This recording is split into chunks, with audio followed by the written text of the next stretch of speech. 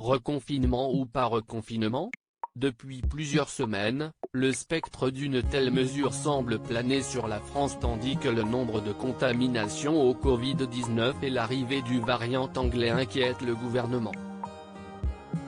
Toutefois, si pour le moment Emmanuel Macron ne souhaite pas reconfiner les Français, notamment le temps de voir les résultats du couvre-feu instauré à 18 h, selon ses proches, s'y est-il aussi pour éviter un danger, la désobéissance civile.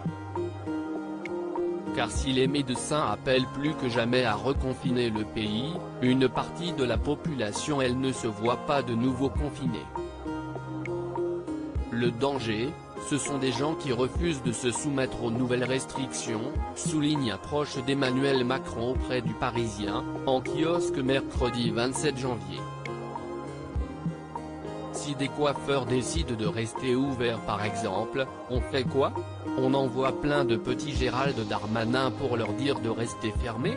Pour le moment, la question d'un troisième confinement ne serait pas à l'honneur selon l'entourage du président de la République, qui s'est récemment montré très agacé après une fuite de Matignon dans les colonnes du JDD, qui annonçait un reconfinement imminent. Emmanuel Macron fou de rage après une fuite de Matignon, une presse qui s'emballe selon les proches du président, ce qui a mis celui-ci hors de lui. Emmanuel Macron était fou de rage, racontait un conseiller à France Inter. Avant de reconfiner, il faut être sûr qu'il n'y a pas d'autre solution, précise-t-on au sommet de l'État.